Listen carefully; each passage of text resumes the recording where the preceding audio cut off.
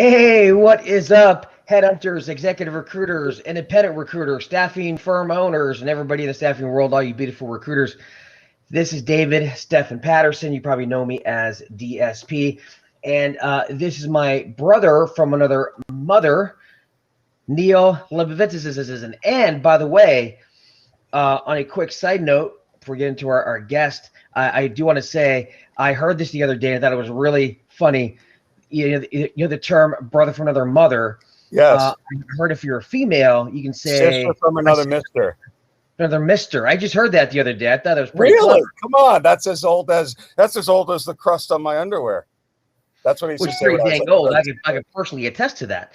But let's not. Well, that's neither here nor don't there. Go into that. Don't go into that. I don't want any of my gay stalkers. Not that there's anything wrong with that, but yeah, those of you last time David did a little of those jokes, I got hit on very hard by one of our viewers who was really pissed off when I rebuffed his virtual advances. Well, obviously you're don't be a bigot, Neil. I'm not being a bigot whatsoever. There's nothing wrong with it. I'm just, no. I mean, I might be a smidgen metro, just a smidgen, but do I give off a gay vibe? Not that much. Not all the time. Rich can attest that I'm all man. I mean, not personally, but. Well, speaking of Rich, and I'll let Neil introduce him, but I do want to say this is going to be a pretty special show because we have, for two reasons. One, we have on a recruiter who recruits recruiters for recruiting companies, which is pretty cool. And I call that recruiting inception. And secondly, we also have somebody on who is an expert if you're a search firm owner and you actually want to keep your people and keep them happy, you may want to listen to this guy. But I'll let Neil give you more of a detailed intro. Neil, hit me up. Intro. Thank you, DSP. Live on our show today, we have Richard Thompson. He's actually a recruiter who recruits for recruiters, recruiting for recruiters who recruit recruiters. It's very complicated, but he finds the recruiters who find the recruiters who recruit recruiters. It's really very simple. It's recruiter quadrupled. Anyway, so I'm excited to have Rich on the show. I haven't seen Rich in about 13 years. Rich and I worked together for 20 years, maybe 18 or 17 for when Rich came on board over at Agilon and Adecco. Adecco, the world's largest human resource company, over $30 billion. So Rich started, I believe it was a sales rep, right? If I'm not mistaken, maybe. I was a branch manager, actually. That's where you first came in. All right. He was a selling branch manager. So he was an account manager, branch manager. Actually, before that, Rich came from, was it the Rams? I was with Green Bay. So I was Green with Green Bay for about football guy. For me, he's got a Dr. Phil thing going on, which I've always said. So Rich got promoted a ton, became a VP. Then when I became president of Agilon, brought Rich on after we changed our training program to become the head of training and development.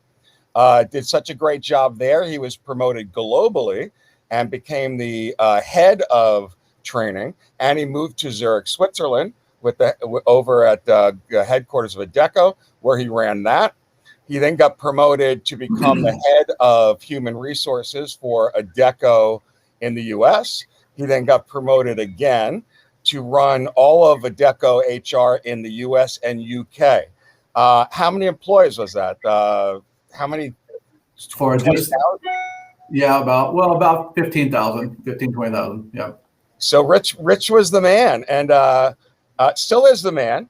But that's Rich's background. So he could talk training. He could talk everything organizational. And Rich now, and you could talk about the business in a bit, but Rich now has a consulting company where he does engagement, does all sorts of things. And he also is the recruiter extraordinaire. Those of you looking to make a move or need to hire recruiters, he's going to be your guy. And he's going to come with a pedigree that no one else has. Rich, what do you want to add to that? Hard. I know. Actually, do you mind if I add something real quick before we start with it? I do want to say one thing real quick. This introduction, I think, is one of the longest I've seen. It's almost like Queen Daenerys, Stormborn of House Targaryen, the first of her name, Queen of the Andals, the Roner and the First Mem, the rightful Queen of the Seven Kingdoms, and Protector of the Realm. Yes, in fact, we're out of time, so thank everyone for the show. The Great Grassy, the Umbert, the Breaker of Chains, and the Mother Dragons. Are you jealous, David? I'm just saying, I don't get that long of an introduction. You know, you've got your DSP going, you know? I'm just saying. I'm we'll have a little size jealousy. Rich, that's DSP Ness, NESS. Well, I feel what Neil did such a great job is making that scripted intro that I clearly sent to him look like it was ad-libbed. He's a great actor. Speaking of which, you know what I can't stand? I went on a webinar the other day, and I swear they all do this. Like, I guess they hired the marketing, they had their marketing girl do it, and it's always like, hello, thank you, and welcome to ABC Company's webinar. You will find that there are, how do they not know to read something and make it sound normal? You know what I mean? Like, they all do that. You ever notice that? Always. I hate that. Might as well be a robot. Well, right. Get one of those artificial intelligence. Like, it's at the bottom of your screen, you will find a hello button. Like, no one talks like that. Anyway, in fact, for my video drops that we do, all my people, when they do it, I ask to see it first. Like, you know, when they want to do a pre-made video recording that they're going to send out, the people are always like, hi. And it's supposed to be like it's going to one person, right? So it's, hi, I wanted to introduce myself. My name is Neil. And I'm like, this doesn't sound like you're talking to a person. Like, why are you doing that? No, what do you mean? I'm like, you sound like you're talking to a mic or a camera that you're about to broadcast to 1,000 people. Just pretend there's one person at the end of the screen. How hard is that? Just be real. 100%. Well, you know, so when people talk crap about scripts, I'm a fan of scripts, and a lot of people say, well, I don't use scripts because I want to sound natural. And it's a misunderstanding of scripts because when you're playing Hamlet, right, it's supposed to sound natural and not an unscripted, but it is a script. So it's just a matter of practicing and making it natural, making it flow. Just like as you said, when you read an introduction, you have to read it with tonality and the ups and downs and the pauses and put little for you. I take umbrage. I'm going to call umbrage here. I'm not really sure what umbrage means, but it's such a great word, right? But I'm calling umbrage or bridge, umbrage. I don't agree, David, because I think if they could do that really well, they should go into acting. And it's easy for you. I can do it. I'm a bit of a ham. You're a bit of a ham. We're both lesbian. And I like bullets because it will sound more natural. It's still the script. Work on practicing and mastering. I know it's in there. But I find that I don't know, Rich, what is your take on that? You've trained so many people. Well, I think scripts I think are very important to set the foundation, but at some point you need to understand the meaning of what you're trying to say. You need to use your authentic voice to do that. Okay, so here's my reply to that. So I think there's misunderstanding. So when I say scripts versus no scripts, I'm not saying read it verbatim word for word. What I mean is, if you know, okay, if you're doing BD, biz dev, and my prospects typically feel these pains. So here's my introduction, my pattern interrupt, and you make sure I hit these bullets, bullets or pain points, whatever, in my introduction to make sure I could try to hook them, and then of course, I have a good ask right at the end. That should be scripted. Now, what happens is you certainly know why you say these things because that's how you create the script. You don't use a template script from somebody else. And then secondly, you practice it. So what happens is when you say it, it almost sounds like you're like, and I say this because all last year I ran these dojo sessions with my students. So we would come in and we would role play this. We did this 2 or 3 times a week. And I saw how when you have a script and you really know it, you can veer off. And so I always say is make it sound as if you're thinking of it in the moment. You're talking and it's a little bit uneven, but that's what makes it sound natural. But in the absence of a script, what you do is you will say the most generic thing possible, or you will forget what to say because of the pressure of the situation, because somebody picked up live when you were leaving like 20 voicemails and you're not ready. And so that's why I think the script is important. It's not followed, 100%, but that's why the practicing of it. And I can, believe me, maybe we're hands, but you can take anybody who is as flat as possible with training and practice. They too can do the same thing. It's not difficult. You too could master this at home for only $29.99. But wait, you'll get 2 courses. So what I used to do was a little trick. I would have them close their eyes, which is a little cheesy, right? I would have them, listen, pretend you're at a bar or a dinner. You're with a friend of yours you haven't seen in a long time. Picture this person, you know them really well. Tell them why your company is so awesome.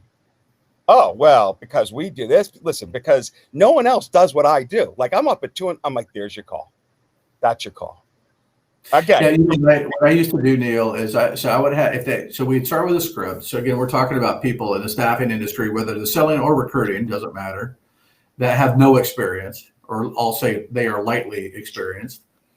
And so you'll have that, that skill market script, or you'll have that, kind of business development qualifying script. And I would have them read it over and over and over as fast as they can. And then I would have them read it very slowly a couple times.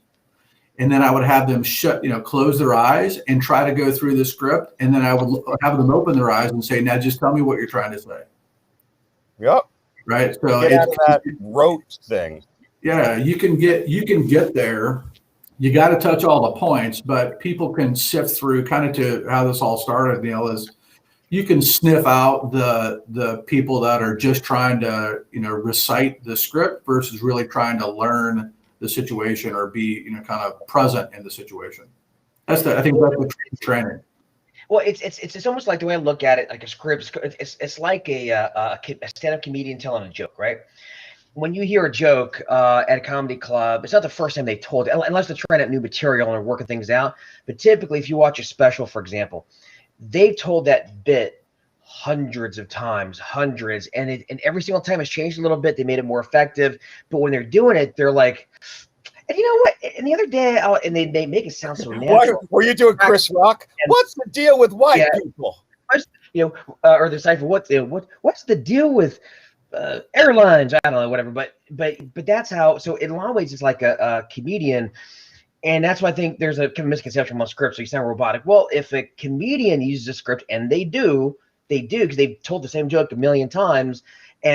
Or like when we all have these stories we tell friends. We meet somebody and we got this really funny story that happened to me like 10 years ago, 15 years ago.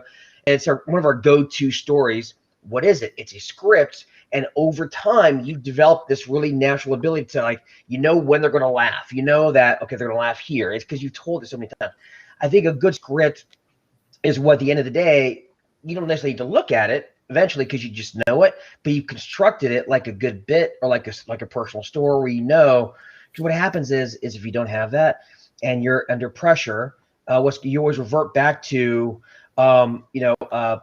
saying or you revert back to the very basics, right? You revert back to, hi, this is David Patterson with the Kinetic Group. How are you today? Great. The purpose of my it's you're gonna lose them, and you won't hit the right note, the right points, right? So I think people should look at it like a comedian telling a joke. You telling a story from back and that you've done a million times. Do it like that, and that's how you get it to sound more natural. And it'll kind of evolve over time. But I think the difference though also, David, is that when you're a comedian, and I've never been one, but when you're a comedian, you're either going to get a laugh or you're not. And if you do, you can pivot, and if you don't, you can pivot. But it's not a dialogue; it's basically a monologue with just some sort of feedback. Versus when you're scripting here, you're trying to script into a dialogue, and you're trying to have a discussion. So it's a little bit different. I mean, you're getting that feedback, but yes, in terms of once you hit dialogue. But when you're hitting that first, say, minute and a half of the call, right? You're cold calling. Minute and a half. You're not going to get them into a dialogue. Like no one wants to talk to you. How many times you cold call comes today? They say, "Well, I can't talk right now. I'm busy." Well, you picked up the phone. Why'd you pick up the phone? Because they don't want you're a telemarketer. So I think it's for me, it's that buying that minute, 30 seconds, whatever of time to kind of say why you're calling it and get them interested. And then once you do that, then you can get into more of a natural conversation. But getting somebody to get into a dialogue with you in the first 15 seconds is really difficult unless you've got something really honed that can hit and hook, and then get into that conversation. So speaking of people not wanting to talk on the phone or deal with a telemarketer, I did an A/B test, and this is confirmed actually with industry-wide standards. So on my ebook, and you'll see on the new one coming out soon, amazing ebook everyone's going to look out for, Staffing by the Book. It'll come out soon, probably next week. I had enter your mobile phone number, your phone number in there. When you remove that, and on my A/B test, how much impact do you think? Rich, take a guess. What percent decline in my opt-ins happened when I added the phone number field? How many, I would say if the number is in there, it's less decline than an unknown number. Is that what you're asking? No, I'm saying I'll have two forms. One asks for their phone number. The other page doesn't. So there's one just name, email, and one's name, email, phone number. So I'm going to say the one without the phone number performed better. How much, like what percent, like if there's 1,000 people that opted in on the same views, how many people would you say opt in on the one with the phone number?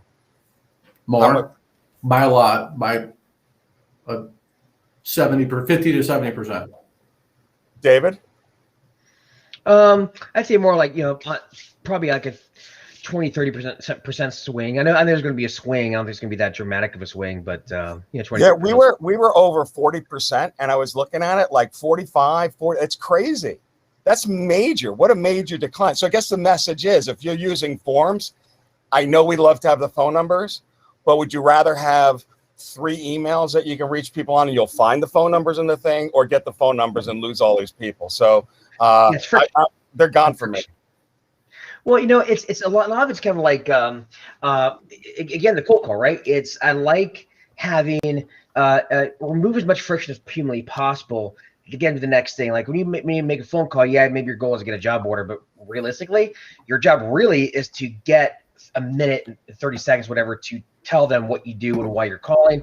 And the goal of that is to then get by another few minutes. And then the goal of that is to get them to agree to maybe a 15-minute call later, because they're probably not in a position to talk right now. It's all baby steps, right? And I think when you focus on your BD, or in this case, the landing page, the more friction you can remove, the better, because quite frankly, people are busy and they don't have much time, and they don't want to get texts that from those who don't know.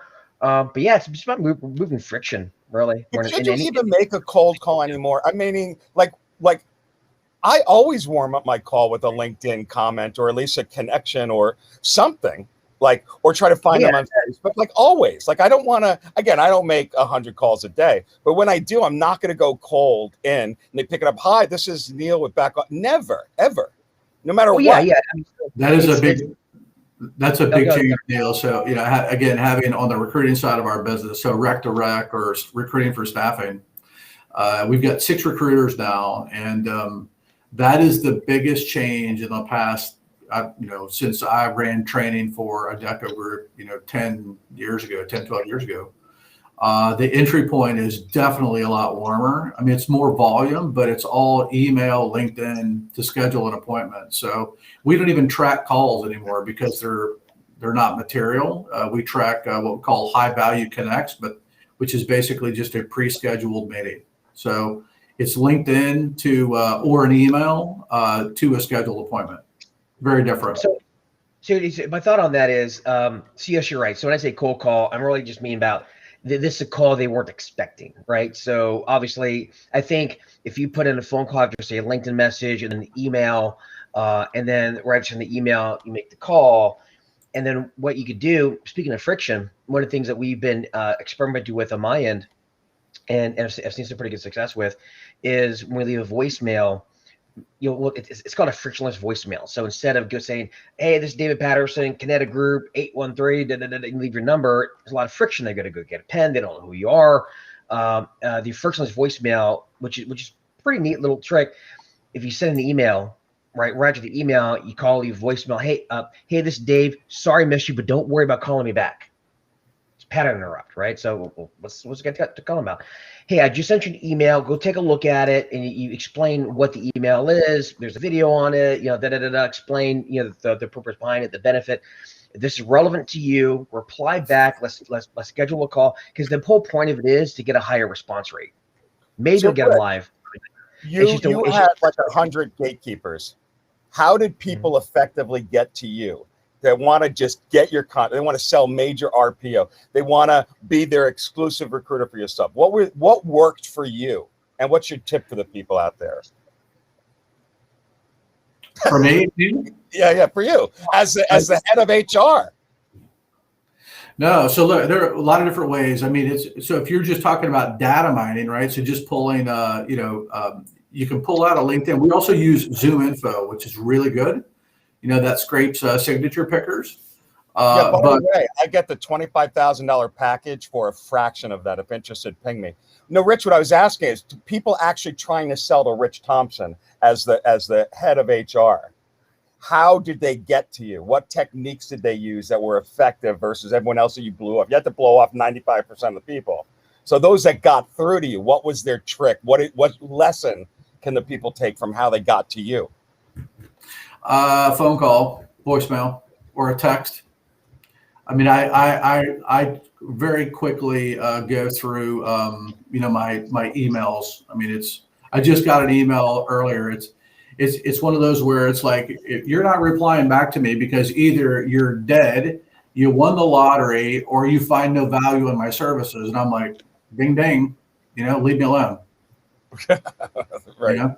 But if you've got the initiative of making a call, I'll never pick up a call that I don't know the number, right? Or it's not assigned, but I'll definitely listen to the voicemail. Yep, I do too. When people say voicemail's dead, no one listens. Like, who deletes their voicemail? I mean, I'll delete it after 2 seconds of a sales call. Yep. Right. But that's why you should have multiple points of communication. So, you get LinkedIn, email, then you call, maybe get them live, probably not. So you leave a voicemail, another email, whatever. So I think multiple points helps, because then if you get a voicemail, you're like, oh, that's the guy that sent me a message.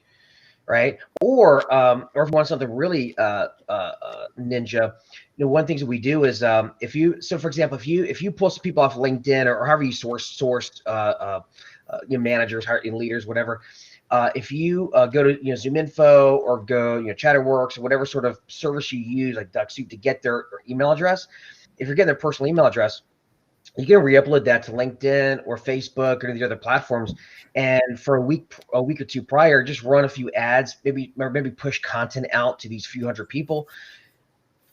What often happens is they start seeing that content right on their feeds, and then you start reaching out to them via email, LinkedIn. Well, we've talked about that so much on here, right? And I wonder how many people are really doing it. Like, it's so easy. I would say if you're watching the show, commit to uploading your list and put in $100 budget, okay, on Facebook. It's right. It's amazing. All your friends are gonna say, "Wow, what are you spending on this? Wow, I see you all over Facebook." Like, it's like everyone's got to at least try it because it's incredible. And think about this too, like people all talk about content marketing all the time. I need to write an article, put it on LinkedIn. No, you see your grandma and your friends and your recruiting buddies, and they all comment on it. But who's not seeing it are the people you want to do business with, typically, because they see a ton of these things. So spend a couple dollars. All advertisement is, it doesn't have to be a headline. Need help? Click here, book a call. Just take your content and pay to have it put on somebody's feed. That's it. You're just making sure that they see it. That's all you're doing, right? And it looks natural, looks organic. Pay a few bucks, boom, you're good to go. And then the other one, and Rich, I don't know if you've ever gotten this, but have you ever had anybody send you direct mail, like say a package, anything in an envelope that is more likely to get on your desk than, say, again, if the gatekeeper stops the phone calls, but they'll likely give you a package, right? That's sent to you. Have you ever had that? No, it's really good. I'll always open that. I'm a freak for a gift, something free. But again, it's kind of back to the voicemail. Is I'll open it for a half a second to see if it's any good, and then I'll throw it away. The voicemail, I'll open it to hear who it is and to see, give them a sentence to try to make it, viable, or I'll leave them right away. There are amazing services. I have it connected to HubSpot. I haven't done it for the direct mail, but it can be automated where every new person, let's say, that gives us business, where we have their full address, automatically sends them whatever you want in the mail. So you don't have to do direct mail. It'll do it for you. The other thing, I don't know if I talked about it on this show. I definitely brought it up to my tech show, Level Up, but this is awesome. This gets great response. I use this company called Thanks. It's THNKS. It's really slick. People get a really cool email. You could choose from any price level gift, under $25 to over $500, but depending upon what you. Thanks a latte. Sorry a latte. I mean, stupid cliche ones, but lunch on us from Grubhub. Hey, normally because of COVID, we can't, like, people open that email. You could see when they open it. The company will follow up for you for the people to make sure that they opened it. If they don't, they actually get a cold call from the company. And we just lost David. They'll get a cold call from the company. So are you there, David? Yeah, I'm here. Oh, Rich, can you see him? I cannot see him. Yeah, we can't see you, David. Yeah, I'll be back on in a minute. You're having all sorts of tech issues. So THNKS, really cool. It's not direct, but they get a nice little graphic with it, and you can select whatever gift you want. Box of chocolates, whatever you. Really cool. Like, I love it. I love it. Anytime I have a problem with anyone. And the thing is, too, these all sound pretty gimmicky, but part of the battle is getting a response, because I think there's so much white noise out there. So, for example, we have a tool called Tactical Link, and Tactical Link, we do these personalized images with that are, for example, or GIFs where we'll put the name of the person in the image of the GIF. We do it in the LinkedIn inbox, an email, etc. Gimmicky, yes. However, our response rates go up quite a bit, and with that, they say the opposite of love is not hate, it's indifference. You could do something if they respond, even if it's negative. At least they respond. When they don't respond, they don't give you the time of day. Well, that's why complaints are amazing to get. If someone complains to you, we know they said, 27 is the number I used to always remember. 26 never said anything and they just left. The one person who complains is awesome. But you think it's gimmicky? I don't think so. I mean, to say, listen, if it wasn't COVID or I was close, I would take you out to breakfast, or I'd drop off some bagels. Hey, here's a certificate for get bagels on me. Like, that's, I don't think it's gimmicky. I don't think it's gimmicky person, but I'm saying is typically people will say, oh, that's gimmicky, because they want to lead with value. Here's what I can do for you. Here's why we're so great. We're specialists. They hear that all the time. So the thing I hear a lot is like, oh, that's gimmicky. So my response is, well, who gives a shit if it's gimmicky or not? If it gets a response, then can you do something with the response? Rich, that's all. Do you remember at Agilon, accountants on call at the time, the big thing, people couldn't sell it all. All they would do is, remember, they would order from the bakery a big cookie with a bite taken out of it, and they would send it up. Do you remember the quote they would say when they got on there, when they would send the cookie? Not on the cookie, no. We want a bite out of your business. Yeah. And they would send I remember the gummy feet, right? That was a big deal. Right. We want to get our foot in the door. The gummy feet. Look, I feel like, and this is, again, my own little slice, and not the different things obviously work for different people at different times. So different things is the key. But I will say that in the nowadays, with technology and with information and access, and we know more about people that we know nothing about than we've ever had in our in our lifetime. If your approach is that cold, that's tough. That's tough because you ought to be able to be a lot more strategic in getting your foot in the door or getting in front of people, and with just this massive hunger for good talent. We do a skill marketing email every week, with to use, David, your term gimmicky. Our click through and our click rate is unbelievable. And the value or the quality of the candidate is top shelf. And I will tell you that as an organization, and again, we're all different. We don't post any jobs. We don't buy. We don't advertise. Nothing.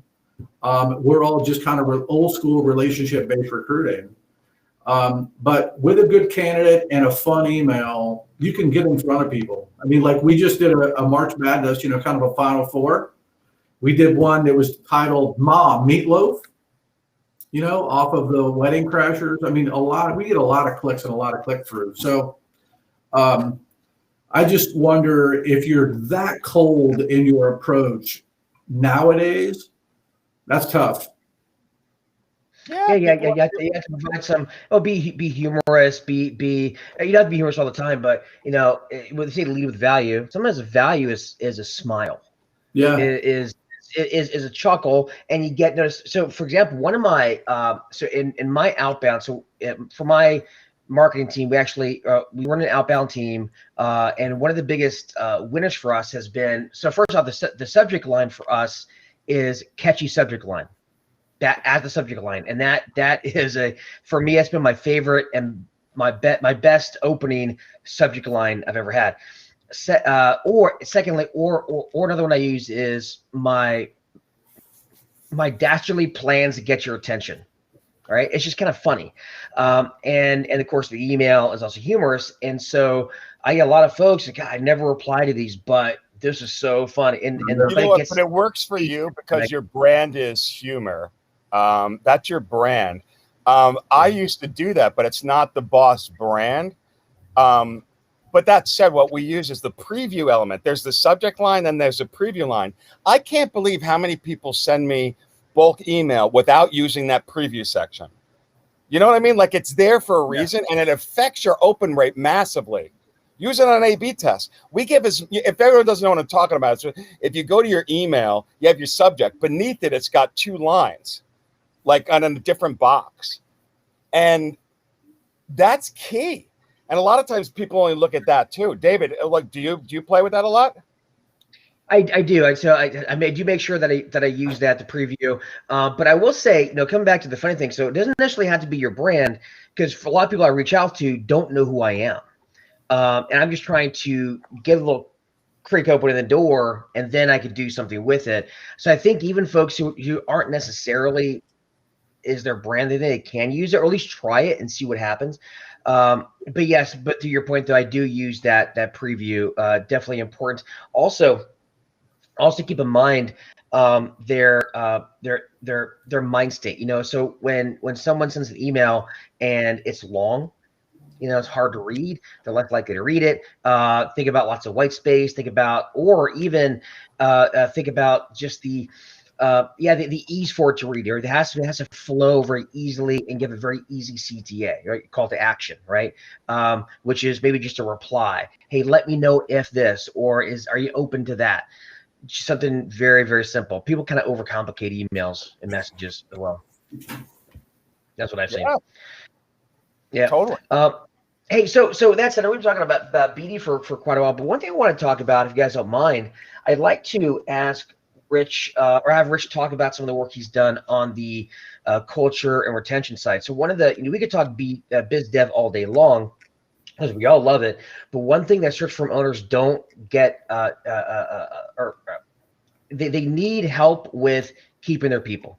We all know as a recruiter, you bill $300,000 a year, and what do? You say, well, I can do this myself on my kitchen table and make more, right? So how do you, as a firm owner who's growing, how do you talk just a bit about that, how to build a culture and retain people and get people to want to stay? Because that's for firm owners, and I can tell you for myself as well, that's a challenge.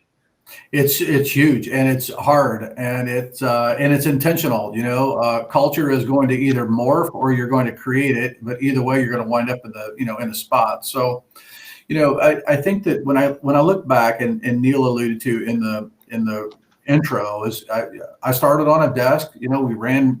I opened up Schaumburg, Illinois, for Accountants on Call, and I moved from being in the operations and running regions to being the global head of talent for Zurich across the 60 countries, to the chief HR officer for the Americas and the UK region. So point being is I come from the ops side.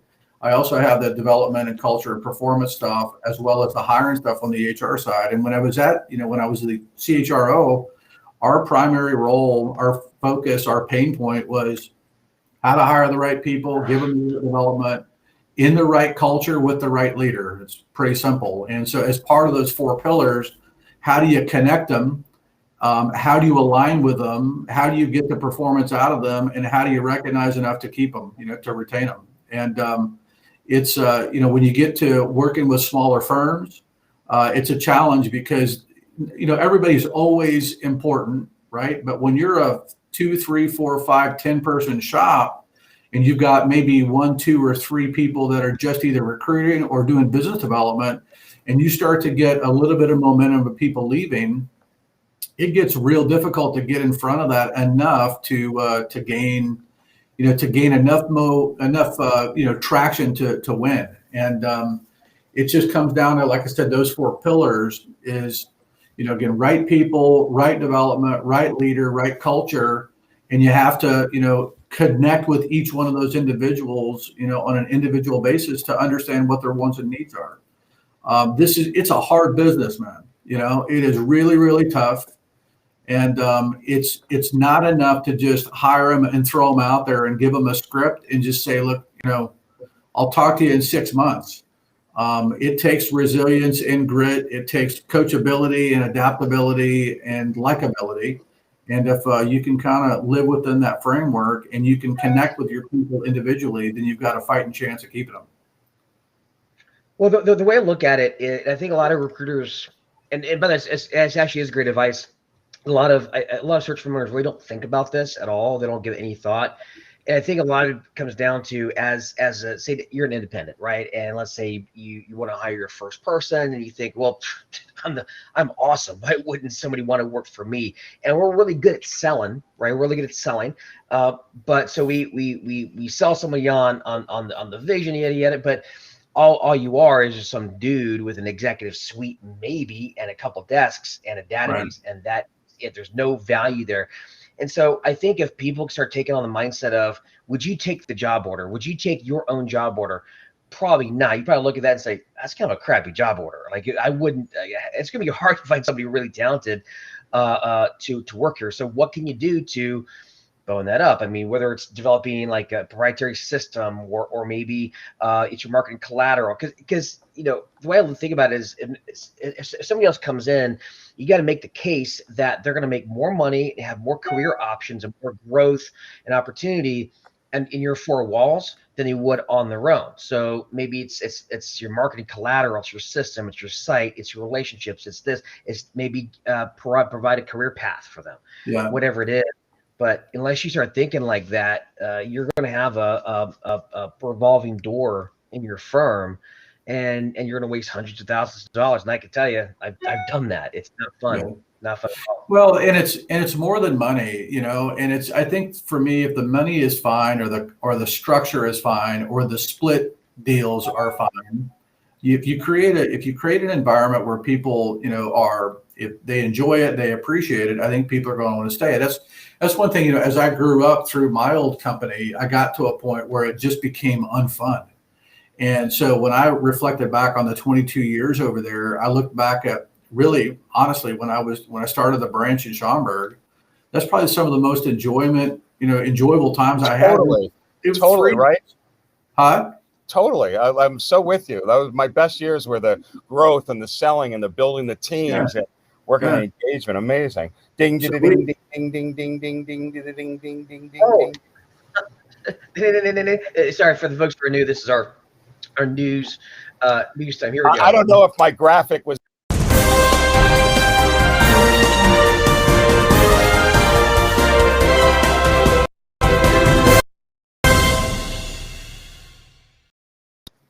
The date, March 19th, 2021. Today's news. Sorry. Not good. It can't get Rich to crack a smile, but and he hasn't seen my humor in 13 years. And I am merely just following along. I am a passenger in the seat of this car. They say Neil is funny. I've heard that rumor. I'm waiting for it to be confirmed. You know what? I would say this. Let me say 2 things about Neil. And one of them is I remember early on, because they had no idea that I enjoyed public speaking. And I remember he gave me an opportunity to speak the last morning, which meant it was the morning after the last night, which was always difficult. And he allowed me to do that, and it really kind of launched a whole different set of possibilities for my career. But I remember a couple of years after that, or a year or so, And I said, I'm trying to come up with something funny to start my presentation. And he looked at me in the face and he's like, Rich, you can't script funny. Right.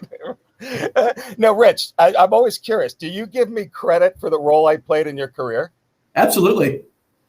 No, listen, I mean, it's a funny thing, and life is funny, but you talk to kids and had it not been well, first of all, the bigger, easier, look is that when you give me the opportunity to do the training piece, right? To go step out of the field and go run training and to basically give me the authority to really build a development program. The little simple decision that you made of, hey, come over here and train my branch managers in Brussels was what launched my exposure into the Adecco group in Zurich. That really took me to new heights and gave me a different career path, which was awesome.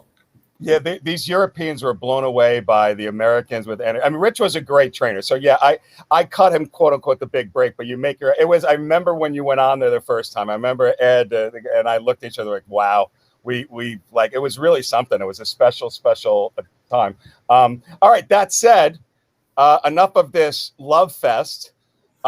Let's get into the news that we have. So U.S. businesses are optimistic amid the vaccine rollout, difficulty finding qualified workers. And this was a report by the Federal Reserve Beige Book.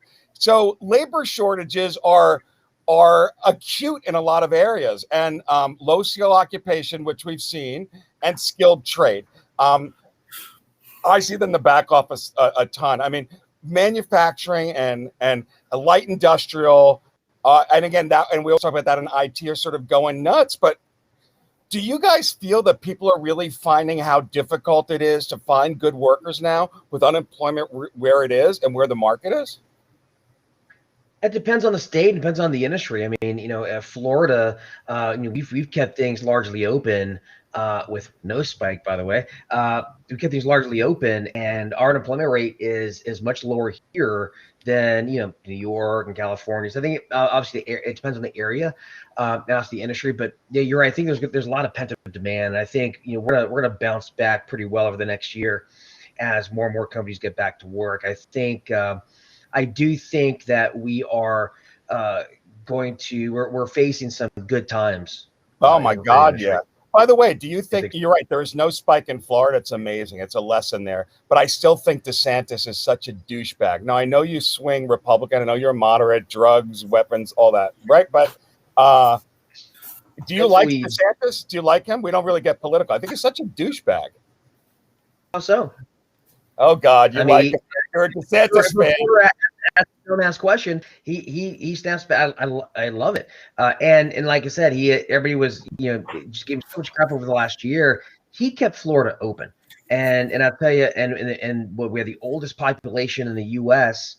We've been doing great for as far as the Myshoronisaurus is concerned. Well, look, that said too, I give him credit for having some balls.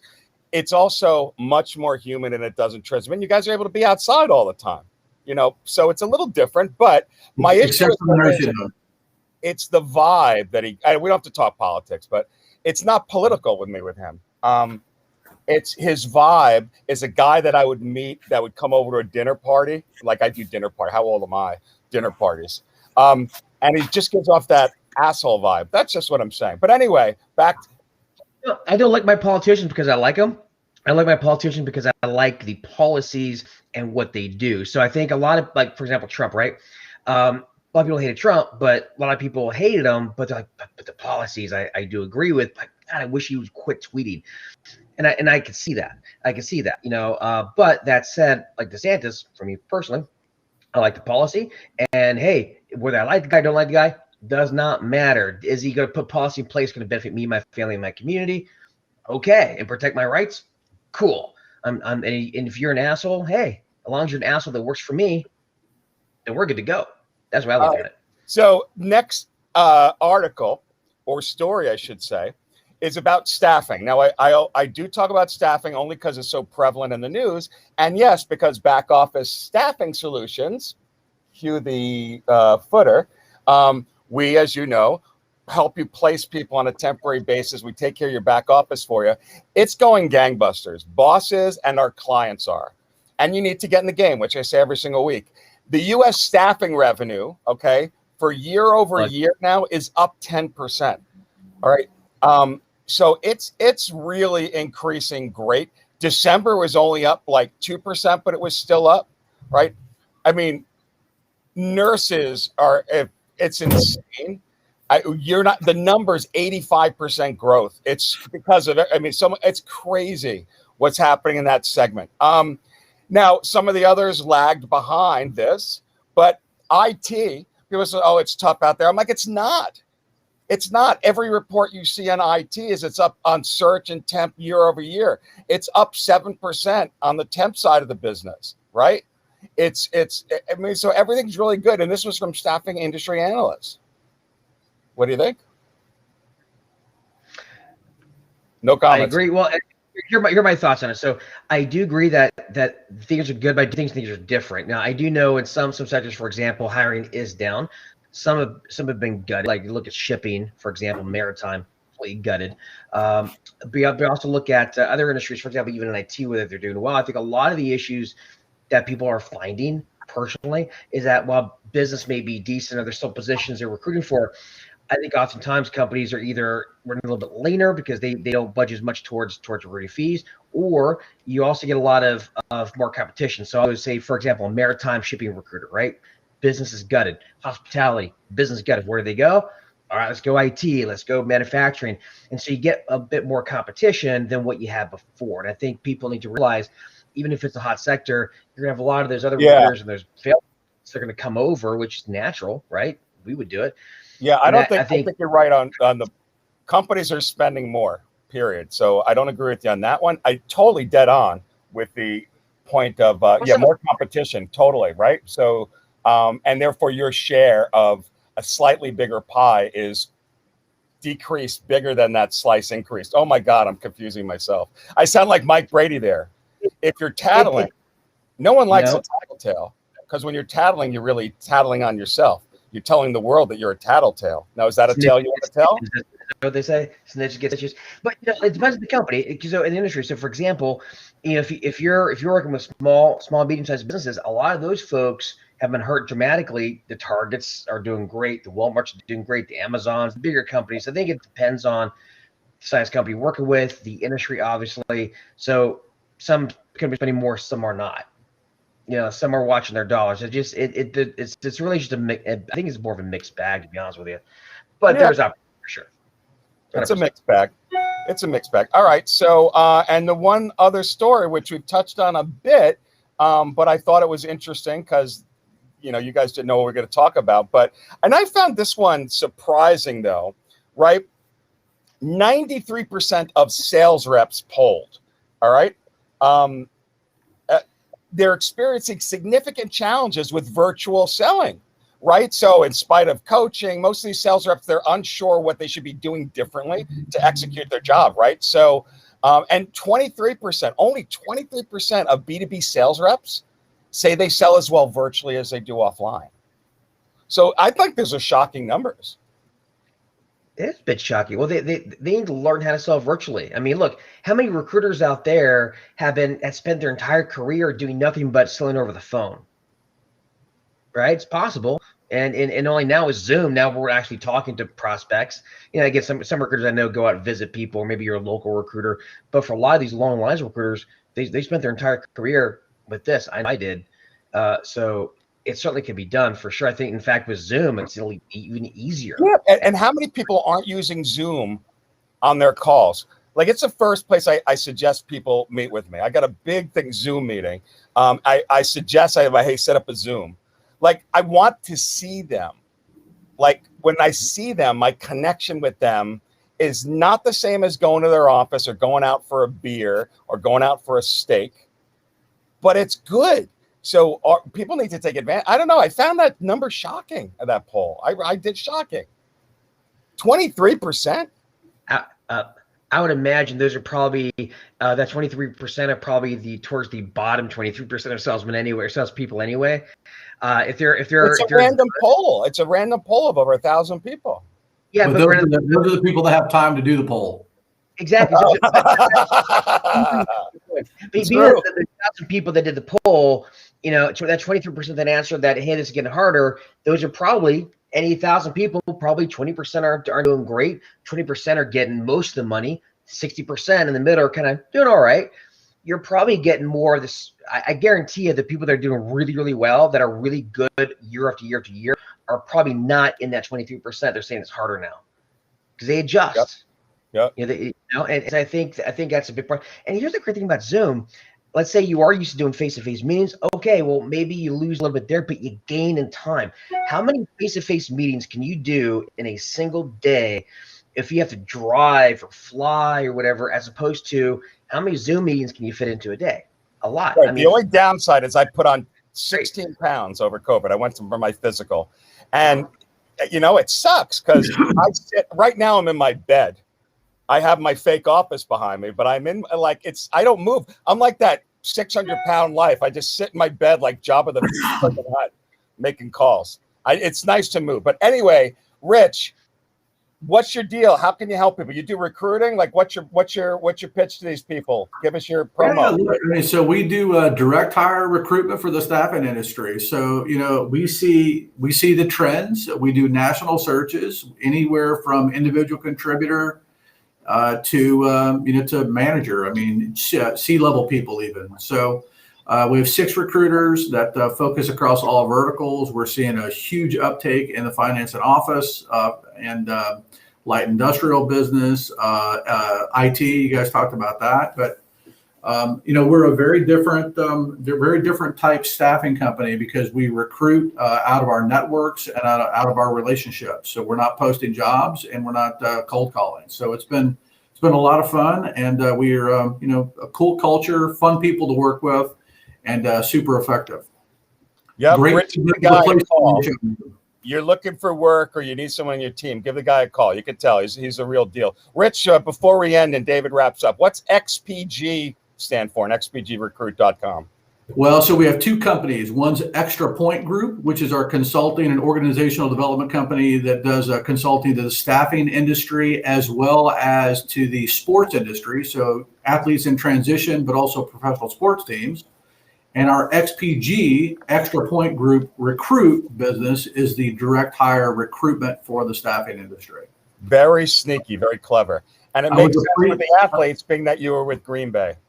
That's right. That's right. All right, David, back to you to wrap her up. Let's wrap this up. All right. Well, thank you for joining the show, folks. I want to plug a couple things here real quick. If any of you folks are looking to get actually running a little bit of a special before the end of the quarter, if you're interested in getting our 2020 pricing on Accelerator or Tactical, in essence, to build a seamless sales and marketing machine, all you need to do is go to thedigitalheadhunter.com/assessment to get a price, and we'll get you set up. And my 50% off sale on the sales bootcamp is over this weekend. I've been running for a while now. It's over. So if you're on the fence, you get that plus a free month of Tactical Link. And I have to just go to digitalheadhunterbootcamp.com. Those are my, and also one more thing. If you want to join the most badass recruiting list in the world, there you go. Go to that website on the bottom of the screen there and sign up. And that's all the plugs I have. Neil? I've got nothing other than Staffing by the Book is coming out. Download it when you see it. It's amazing. We've spent months coming up with the Bible for the staffing industry on all things temp. So keep your eyes open for it next week. I'll talk about it on the show next week. That's it. I'm good to go. How many quotes do I have in that book, Neil? I'm trying to remember. You know what? I wish we had talked sooner, but you were in my mind while doing the whole thing. But I'll send you a copy. I'll sign it for you too and put a lips kiss on it for you. I can't wait. It's kind of weird. All right, folks. Well, thank you very much for being here. Rich, thank you so much for joining the show. Great to meet you. Neil, it's been a thing. But, you know, hopefully this doesn't get better as we move along. That said, also for those folks who are tuning in, we are almost a year old. So we're going to be announcing an anniversary show here pretty soon, and we'll let you know when that happens. With that said, folks, I love you all. You're all beautiful. Go out there and go make some money. See you guys. See you Don't guys. change.